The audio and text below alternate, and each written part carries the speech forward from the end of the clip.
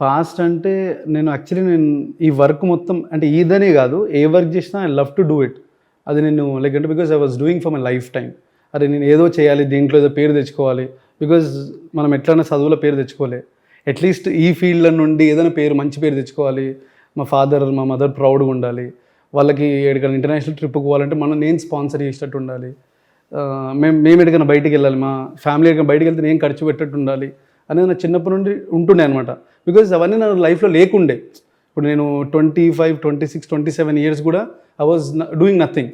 అప్పటికి dependent, even 20, 30 వరకు dependent అనుకోండి. దాని తర్వాత టోటలీ కొంచెం చేంజ్ అయినండే. సో అటువంటి సిచ్యువేషన్స్లో ఉన్నప్పుడు ఎవ్రీ వర్క్ని నేను లవ్ చేసిన ఉండే. Whatever I was doing I was loving it.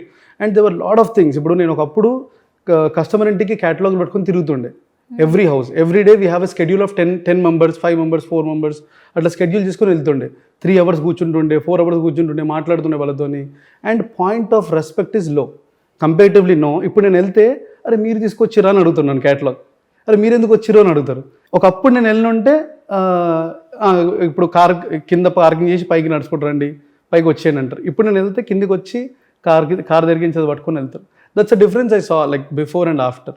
But I feel like అంటే అప్పటికి nothing is change in my life.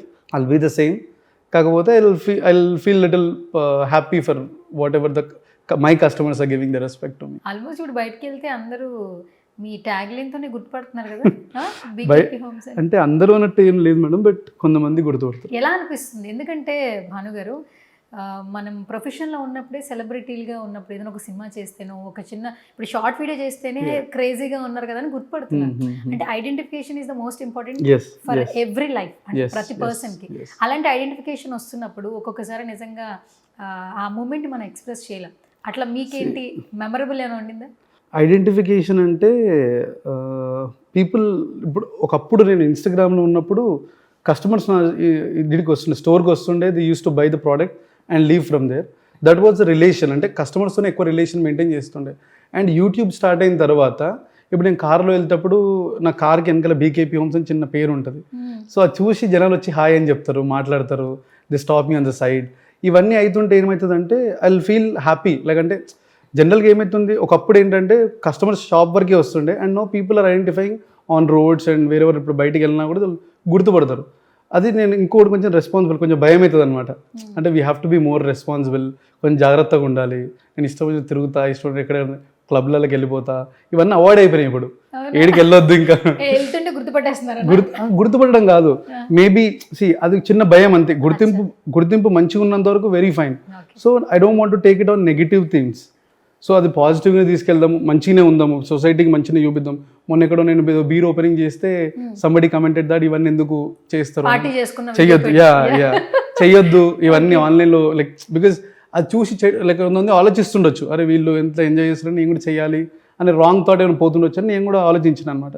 So ఇట్లాంటివి మనం ప్రమోట్ చేయొద్దు, ఇట్లాంటివి మనం వీడియోలో పెట్టొద్దు అని అర్థమైంది. కానీ వితౌట్ ఫిల్టర్స్ ఆ వీడియో చేశారు, మేము అందరం పార్టీ చేసుకుంటున్నాం అని చెప్పేసి. ఎగ్జాక్ట్లీ. కానీ ఆ పార్టీ కింద వచ్చే కమెంట్లు మొత్తం ఇలాగే ఉన్నాయి.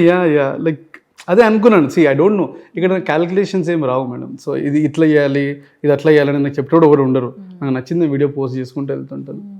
That is how I build this much of BKP homes. Success రావడం ప్రతి ఒక్కరికి తక్కువ టైంలో రాదు. అంటే it's a long period, long process also. Success రావడం వరకు ఒక ఎత్తు అయితే, సక్సెస్ వచ్చిన తర్వాత దాన్ని మెయింటైన్ చేయడం ఒక భారం. నిజంగానే ఇది ఒప్పుకుంటారా ఒప్పుకోరా? యాక్చువల్లీ సక్సెస్ అనేది అసలు there is no definition for success madam. నా లెక్కలో సక్సెస్ ఇస్ జర్నీ. సో ఈ రోజు నేను సక్సెస్ఫుల్ అయితే రేపు పొద్దున ఏందని తెలియదు. బికాజ్ రీసెంట్గా మా దాంట్లో అయిన ఇన్సిడెంట్ ఏంటంటే వీ హ్యాడ్ 70-80 ఆర్డర్స్, 100 ఆర్డర్స్ ఉన్నట్టున్నాయి. We have to supply every day 14 to 15 sofas. కాకపోతే అక్కడ ప్రొడక్షన్ లేదు. We had only 7-8 production or 10 production. అంతకుమించి మేము ప్రొడక్షన్ చేయాలంటే మాకు నాట్ పాసిబుల్. సో అక్కడ ఏమైపోయిందంటే కస్టమర్స్ అందరూ లైక్ అరే ఏమవుతుంది, మీరు డెలివరీ చేయాలిగా టైంకి అని కాల్ చేశారు నాకు. కాల్ చేసినప్పుడు ఐ వాజ్ లైక్ అరే మేము డిప్రెషన్లోకి వెళ్ళిపోయిన ఉండే, అరే కస్టమర్ డెలివరీ చేయాలి. కస్టమర్స్ కాల్ చేస్తారు, సారీ సార్ ఇట్లా ఎక్స్ప్లెనేషన్ ఇచ్చినుండే డీటెయిల్గా. సార్ వెరీ సారీ సార్ ఇట్లా అయినందుకు, will deliver on time. Like అంటే మేబీ నాకు 2 days ఎక్స్ట్రా అయ్యింది. They are very happy. అంటే ఓకే నో ప్రాబ్లం, మీరు డెలివరీ అయితే చేయండి, మీ క్వాలిటీ నేను నమ్ముతాను అని సపోర్ట్ చేస్తున్నాయి అనమాట. సో ఇటువంటి టైంలో I feel like success is not today, it is about tomorrow and continuing it. So నన్ను నమ్ముకొని ఇప్పుడు ఆల్మోస్ట్ 100 మెంబర్స్ ఉన్నారు. ఒకప్పుడు 0 మెంబర్స్. నేను ఏదో నడుచుకుంటూ వెళ్ళిపోయినా కూడా నాకు డబ్బులు ఏదో మనం 100 రూపాయలు 200 సంపాదించి సరిపోతుండే. Now I have to earn at least minimum of amount so that I can pay to the people who believed and running with me.